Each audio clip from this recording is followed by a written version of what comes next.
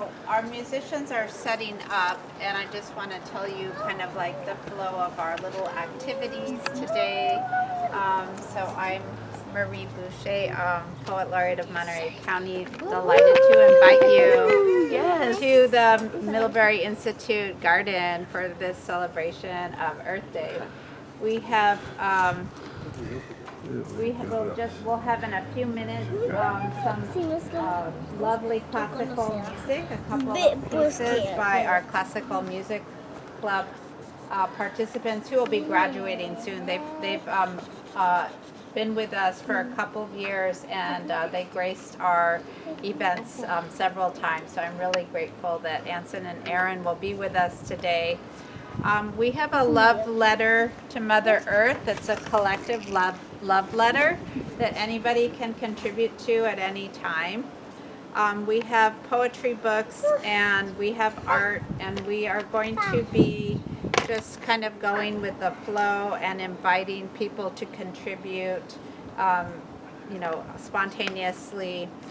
We also have two ladies who will be offering the event for tomorrow night, Thursday, Lyrical Lines from the Lands of the Mystics. And that event will be in the Holland Center from 6 or 6:30 tomorrow evening, and they're practicing their tambour, bendir drum, and the saz. So that's also, we have another venue where we might migrate to. Also, if it gets chilly, we can go inside for a little bit too. But thank you everybody for coming. Thank you for celebrating Earth Day with us. I want to just hold this little offering for Mother Earth, which is just a combination of willow from my tree and pine cone from the neighborhood, and lacy lichen, all the things from my garden, just as a thank you for the fertility and richness that Mother Earth brings us every day. So this is a day where we have that inflection point to remember, but it's every day giving gratitude, waking up with that every day. I met a Navajo Dene woman, and every day she gets up and faces the east and does her gratitudes. And every day she climbs in and out of her canyon as her ancestors have for thousands of years. And she walks the Hozo, or beauty way. And so I take, I love her model of how we can be in the world. It's just like walking in gratitude and surrounded by this beauty, and remembering that we are of the earth and we are the beauty. So thank you all for sharing your gifts and beauty today. You were so ready to graduate. Huh? You already graduated, sorry. You already graduated. You're still here though. Yes. Are you working in the area? Yeah, part-time. Oh, nice. Yes. Oh, amazing. Well, thank you for Trying to stick around for as long as possible. coming back to be with us today. Thank you. Thank you for asking us.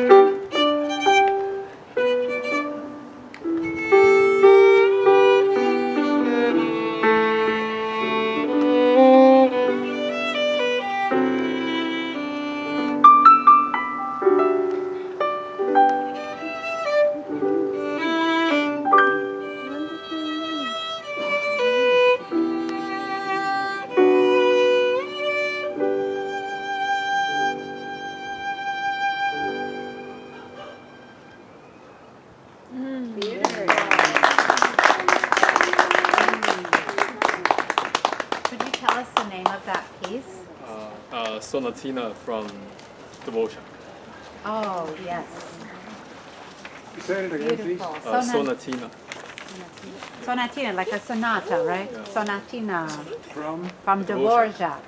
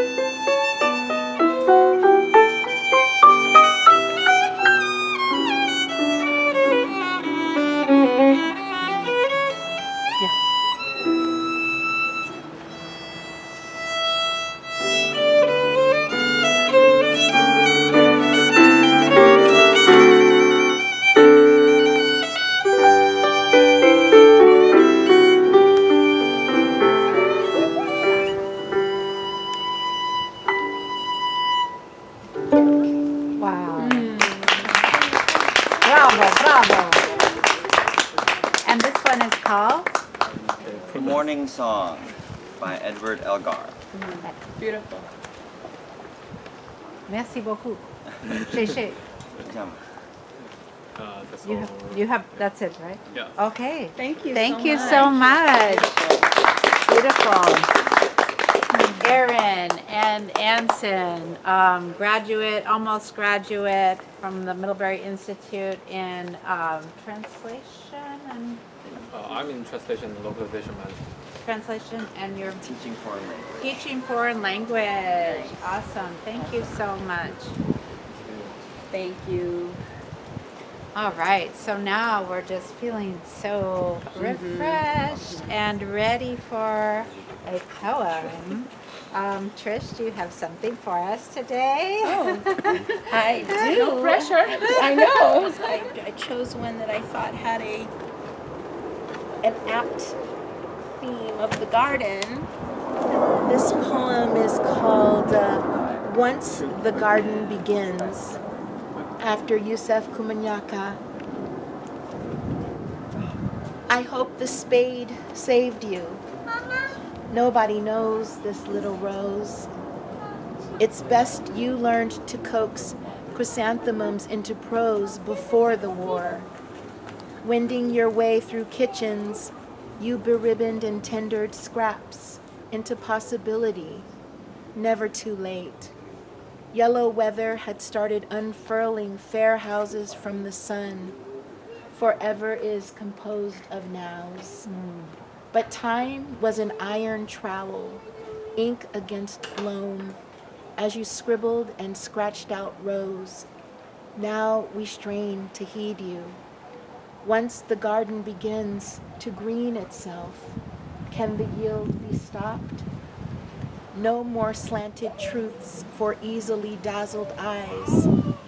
Emily, please come back to us with hyphen hands and sky-wide mind, plucking us from this fallow estate.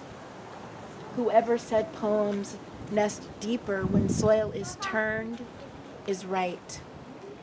Word for word, we feather the love out of each other. Oh, beautiful. Thank you. Could you repeat the title? Because the plane was going over, and is this your work? Yes. Yeah, it's lovely. Thank you. It's after Once the Dream Begins by Yusuf Kumunyaka. Oh. He wrote in honor of Muhammad Ali. So I took that and I wrote Once the Garden Begins and dedicated that to Emily Dickinson. Lovely. Thank you. Who was a very known, famous gardener. And could you state your name so we can know the artist's name? Absolutely. I'm Patricia Hicks. Thank Thank you, everyone. Thanks for listening. Beautiful. All right. Maybe the children want to say something about how do you feel when you're in the garden, or when you're climbing trees, or picking fruits, or something fun in nature. What's your favorite thing to do when you're in the natural world? I've seen they've been exploring everything around, so He loves climbing trees, but I know he loves to climb trees. Is that one of your favorite things? Well, I know my student over here, he likes to climb trees. Thomas, can you tell us a tree climbing story? Just give me a second and actually I can do that. Okay. I think he's going to demonstrate more than talk. He's going to demonstrate. It's going to be an embodied experience, but maybe we can hear Thomas's story first. Yeah, there was a big juniper tree in my front yard when I was growing up, and it was my favorite tree to climb in. And one night in high school, there was a full moon kind of rising across the sky, and I took my notepad and climbed up into the tree, and there was a branch that had kind of a crook in it that made it kind of the ideal seat. And there was a branch behind that I could lean against, and there were no other branches on that side of the tree, so I just had a perfect view of this kind of starry night sky with the full moon rising. I just brought my notepad up in the tree and wrote some little haikus while I sat kind of nestled in this tree, and they were all about the moon, and it was just kind of a warm spring night, and I always remember just feeling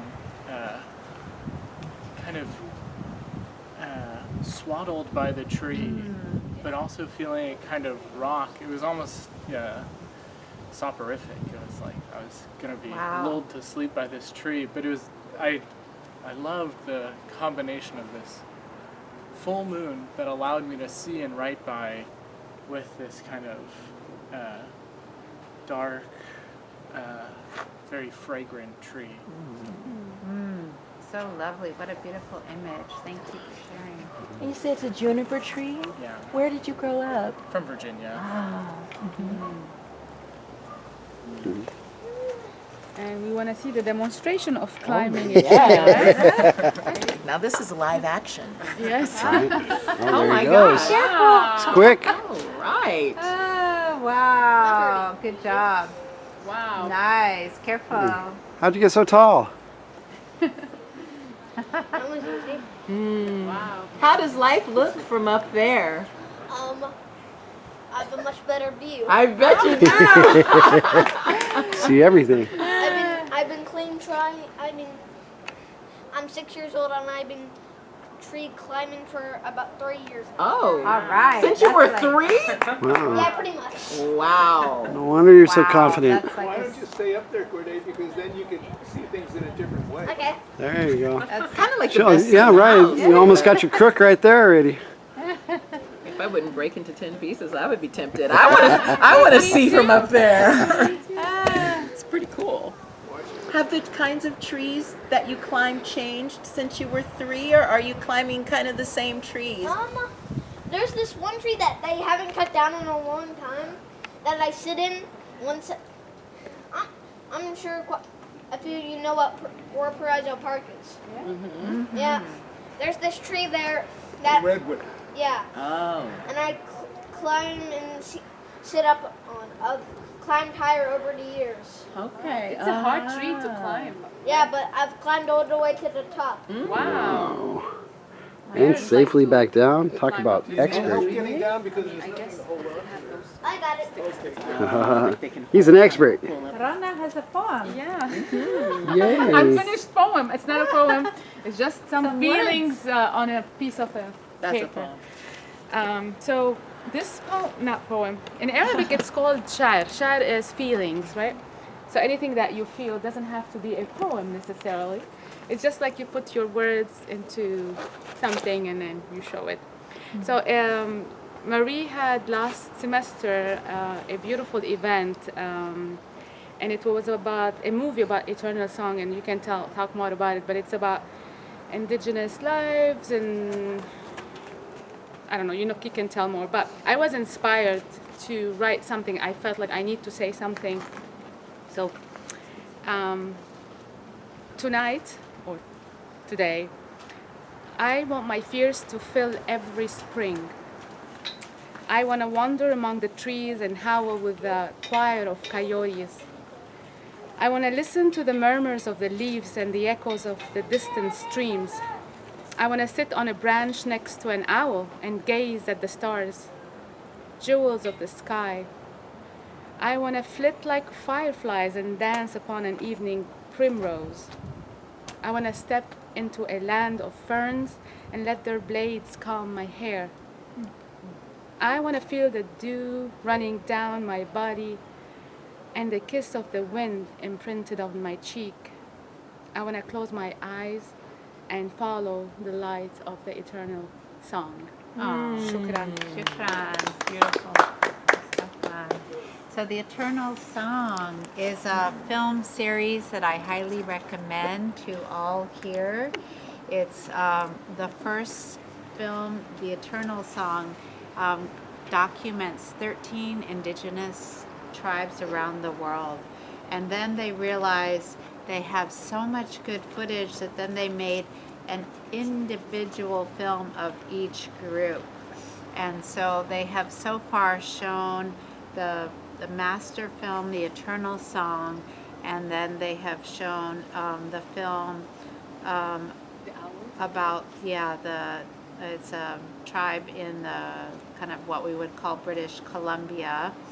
And then in the next one that is coming is about the Dene in what we would call Arizona in the canyon areas.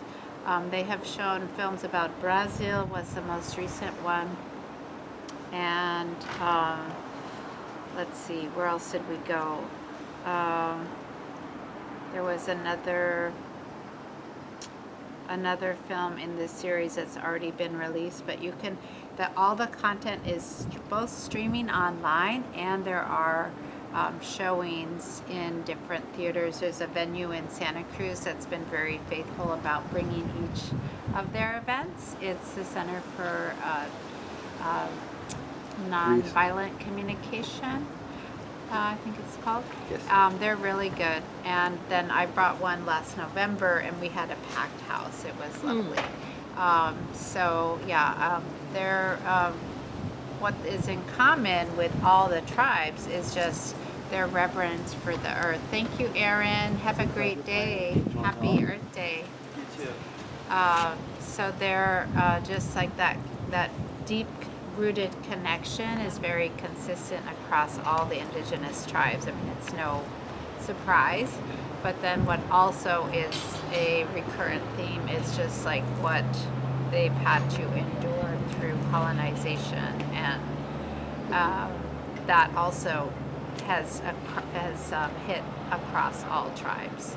So the reclaiming of their voices, their languages, their cultures, their connection, their land, the Brazil tribe actually reclaimed a piece of their land, and they just, like, this is our land. They demarcated it, and they stood, you know, in their power to say this, no more messing with us. So it was a very strong, powerful film.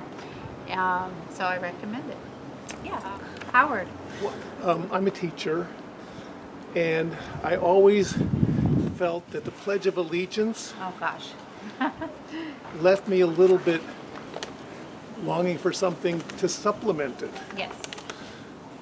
And so I've always been very inspired by the Song of Peace from Finlandia by, who was the Finnish composer? Sibelius.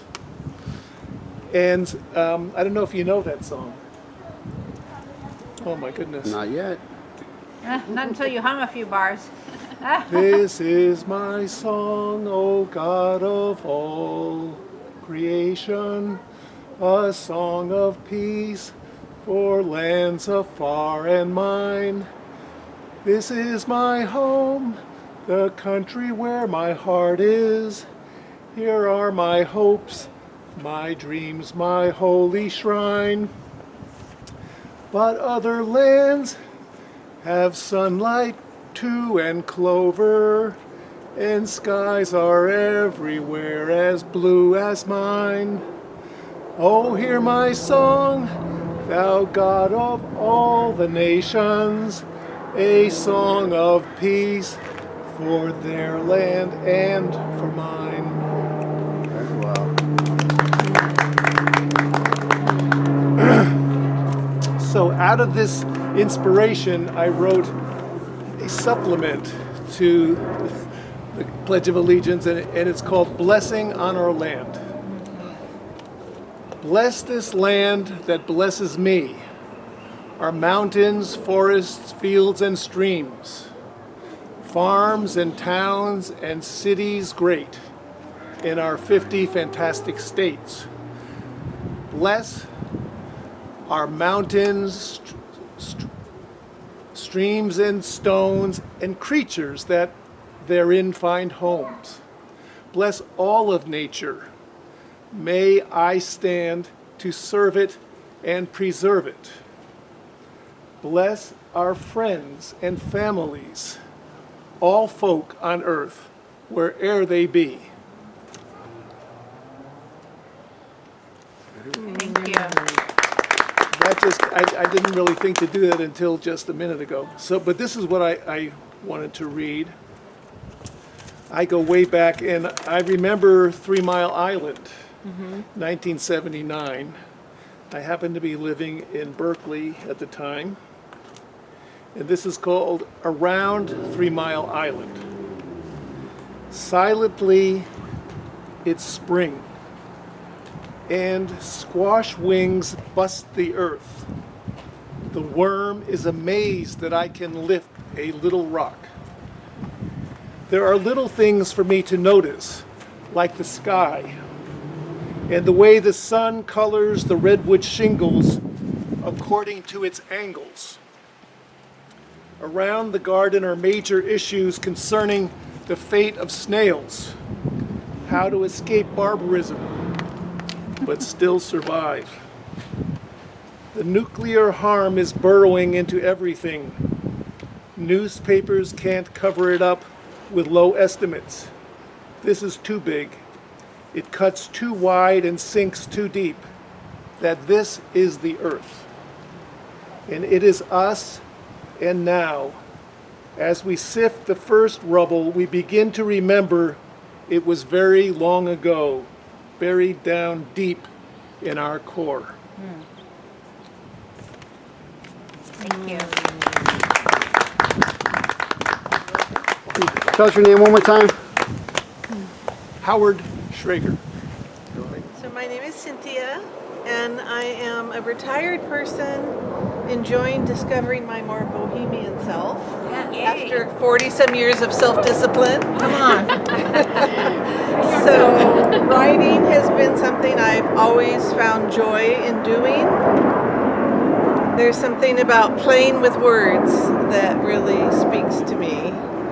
So I just picked something I wrote a while ago about the theme of nature, and I am a nature lover. I love the sensory experience of nature. It appeals to my sense of smell and sound and taste, and I garden and cook with what I grow, and so all of that is part of my connection with nature and earth. And I find that when I steal time away, if I can successfully quiet the hectic brain of mine that's always chattering and cluttered, I get to have a deeper sensory experience with nature. So this is something that I wrote reflecting on that. It's called My All and Everywhere. I see you strong in roaring rivers, cascades, and mountains, giant, towering, and true, water thundering down, endless power, mighty. I feel you, hope, in tides that return always to restore the living, giving waters, the splash, the throng, and the play of tide pools, restoring. I watch you tender as the mother goose tends to her fragile, toddling, feathered ducklings, nudging their aimless scamper across the road, ever watchful, ever nurturing, caring. I smell you giving, the giant, gentle drizzle of a delicate rain that awakens musty earth and all living things to gather, to drink, to thrive in lush green, and puddles reflecting the giving clouds, nourishing. I touch you, creation, in meadows, vibrant, rhythmic grasslands tickling my fingertips, swarming in bellows of spring light, rolling random with whimsy, colored palette of wildflowers bloom, creating. I hear you, peace, as only wind can dance the leaves and across the still lake waters, rousting everything, revitalizing, then bringing calm. Peace is everything, yet nothing we can see, inspiring. I feel, I see, touch, and hear. Mighty, restoring, caring, nourishing, creating, inspiring. My God in all, I rejoice. Thank you. Thank you for sharing. So I mentioned the lovely Dene woman, the elder, her name is Lupita. And so I'd like to read something that I wrote in honor of her. So again, I'm Marie Boucher. This is The Beauty Way for the Woman with the Brown Horse by the woman who lives in Hidden Hills. You came to see white beaded shell woman from the belly of the earth.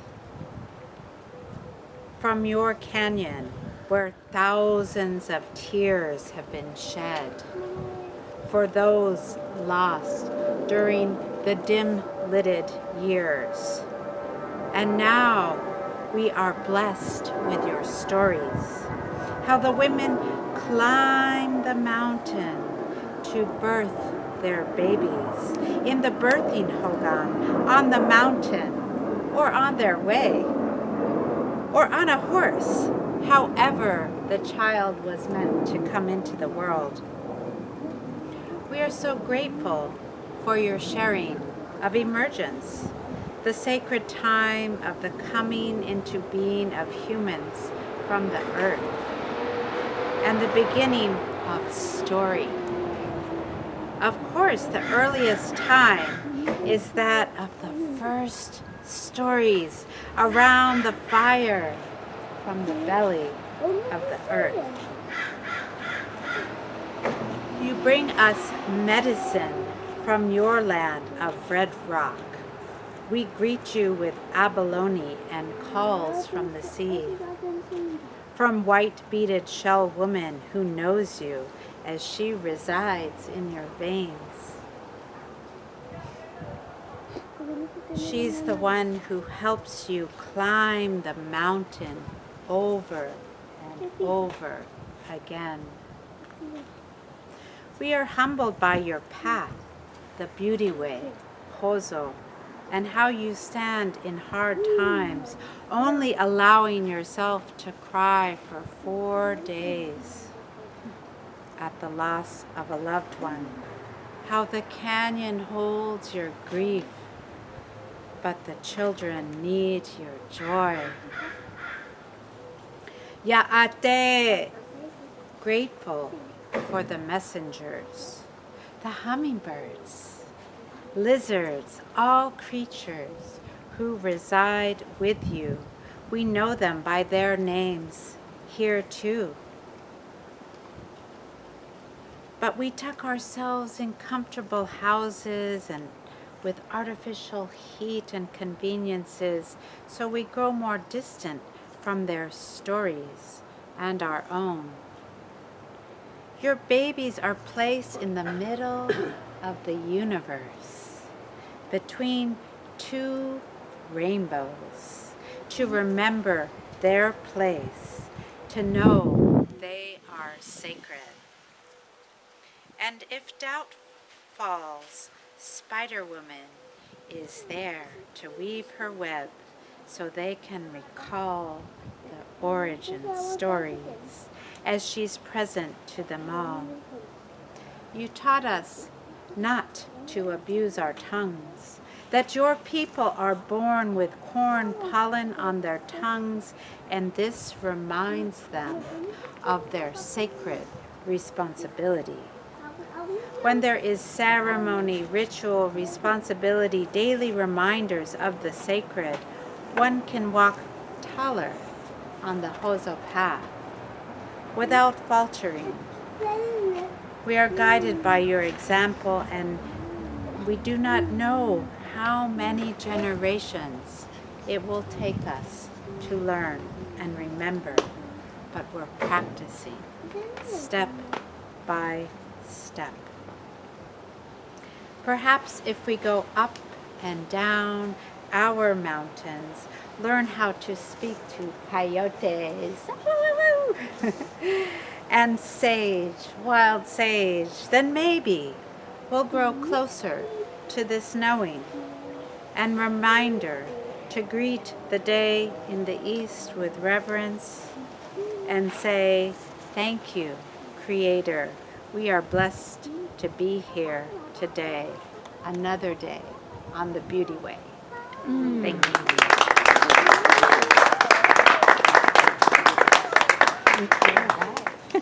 She comes anyway. Hi everyone. Hello. I'm really happy to be here. My name is Kaviri. I'm going to read a poem in Spanish that I wrote this weekend. The prompt was, how do you hope to leave the world behind? Ojalá que cuando me vaya estés dormida, arropada con tu sábana de animales, abrigada por la suavidad del algodón y de saberte cuidada, amparada, a salvo de los terremotos, las tempestades y lejos del rumor de una guerra. Ojalá la gente sea más amable, más generosa, que las estaciones sean más compasivas y que los hombres se queden sin escenario, sin público, sin asamblea. Ojalá los árboles vuelvan a respirar aire puro, que la tierra vuelva a estremecerse ante los eclipses. Ojalá tú seas libre, pero de verdad.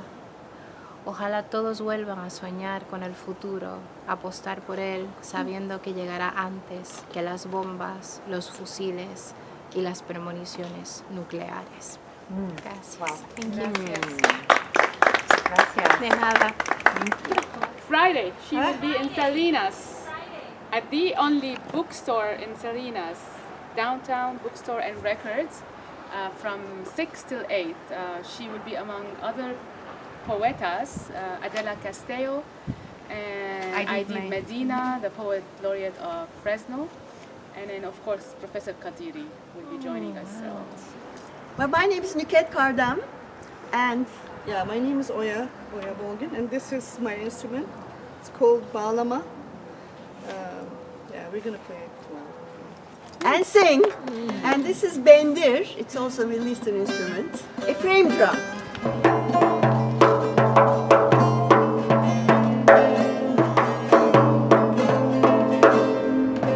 And we're going to play and sing together, and also recite poetry. And it's going to be from the Middle East, from Turkey, and from Lebanon, in Arabic, Turkish, and English.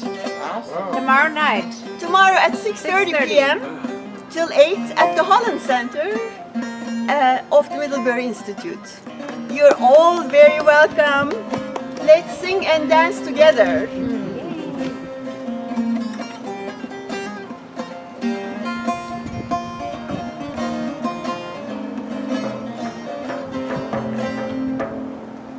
Lovely. Looking forward to seeing you. Yes, thank you for the Thank nice you. interview. This one is called Bewilderment.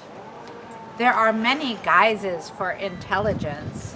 One part of you is gliding in a high wind stream, while your more ordinary notions take little steps and peck at the ground. Conventional knowledge is death to our souls, and it is not really ours. It is laid on, yet we keep saying we find rest in these beliefs. We must become ignorant of what we have been taught and be instead bewildered.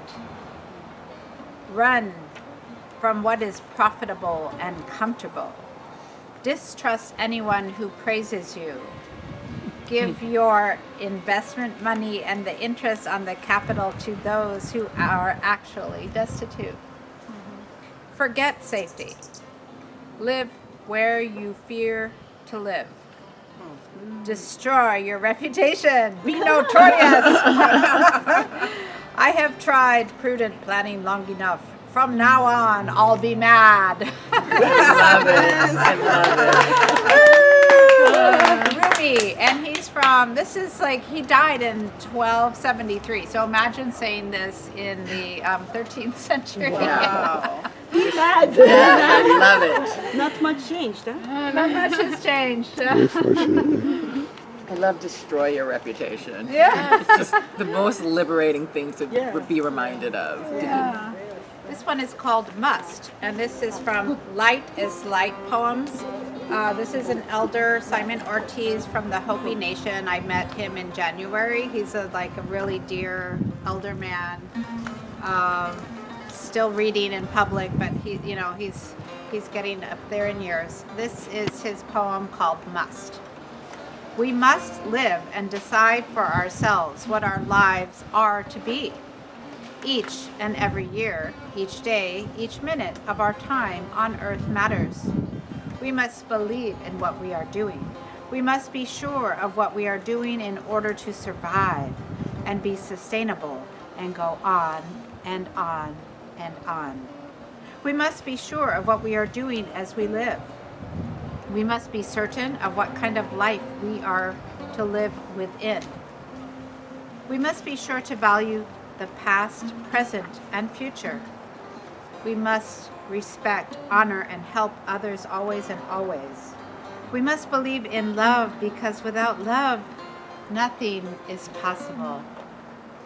Must is a word that has to do with responsibility, obligation, humility, simplicity, gratitude, integrity. Must is also a word having to do with respect, honesty, fairness, equality, and reliability. And must also means we must allow ourselves to live. Simon Ortiz. We must allow ourselves to live. It's Simon Ortiz. He's an elder from the Hopi Nation. Sorry, not Hopi, Acoma Nation. I met him in January in Santa Fe. Must is the name of the Must is the name of the poem. Light as Light is the name of the collection. Was there a poetry gathering in Santa Fe, or what was that meeting? Yes, I went to the American Indian School or Institute, it's called, and I heard our poet, National Poet Laureate Arthur Z. and Simon Ortiz in a beautiful reading. Yes. You know, I heard him in the Greek Theater in Berkeley. No way. In the 1970s. Oh my gosh! Wow. And he was young. Oh wow! And so was I. Wow! But he sang one song. It was all based on the name of one elder that he knew, whose name was Beauty Roanhorse, and he sang it, and the melody stayed with me. It was just, he repeated Beauty Roanhorse over and over. And I took that melody and I made up a song that I sang to my girls through their childhood. And do you still remember it? Because you're good at remembering songs. Yeah, but I couldn't sing that. But I could do two more poems that had come to my mind. And they're somehow related because, and I don't, it's been years since I've looked at them, but I think I kind of remember what they are. Okay. And one I wrote when I was in Athens, living under the Acropolis. Wow. In the 1970s, early 1970s, and I had no money at a time when Greece was a very poor country, but I was as poor as anyone, and I was sitting by a lamp, an oil lamp, and a moth flew into it. This sounds like a dream. It does. Well, it's interesting because it's called Two Sides of a Moth. And I wrote it, I think it's called a concrete poem. In other words, it looks like a moth's wings. Wow. And it's two sides of a moth. So it starts off, "Damn moth, you startled me as I was so intent on my book. Oh, beautiful moth, how you flicker the lamplight." That's it. I want more. The story. But having said that, I said, "Oh, beautiful moth." Well, some years later, also in Berkeley, I wrote this poem. If I had done it in reverse order, you would see that it would be completely crazy. When I say the word beautiful, I feel as though I've sent a postcard. Instead of, now there's where I can't remember. So, rather than unleashing the terrible lightning of the dark trees against the black night. And if I ever say beautiful again, my lips will be pursed on a butterfly perched on the tip of my iceberg. Wow. That's beautiful. But you see how I said beautiful in the poem, but I'm allowed to say that because this poem came second. Yes. Very good. Nice. Thank you. Good job. Thank you. All right. Maybe we should read our letter to Mother Earth to wrap. Dear Mother Earth, thank you for always taking care of us, even when we've abused you, or abused your fruits of air, land, and water. Dear Mother Earth, your green boughs offer us respite and places to perch, safe spaces to land and sing like birds. Thank you. Thank you, Shukran, for always giving and not getting tired of us. Gracias por el sostén, por el movimiento, lo instante de las estaciones y el abrigo incesante de los planetas, las constelaciones. Mother Earth, Mother Earth, take this seed and give it birth. Sister Rain, shed your tears to swell. Father Sun, gleam and to swell the grain. Father Sun, gleam and glow, till the green blade starts to show. Brother Wind, breeze and blow as the plant grows and grows. Earth and sun, wind and rain turn to gold, the living grain. Wow, thank you. All right. Thank you all for coming. This has been really a beautiful little intimate time in the garden. Thank you so much. We'll see you for the rest of Poetry Week. Tomorrow, 6:30. You can announce. Tomorrow, 6:30 till 8 at the Holland Center at Middlebury Institute of International Studies. And Friday, we have 6 till 8 at the, downtown bookstore and records. Saturday, we have 2 events. In the morning, we have 10 to 1 at East Village Cafe, a writing workshop, free for anyone.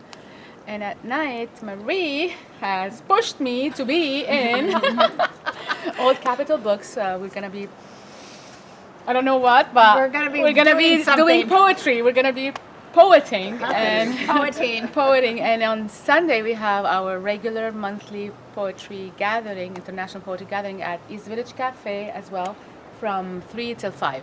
Bring a poem in any language and share it with us.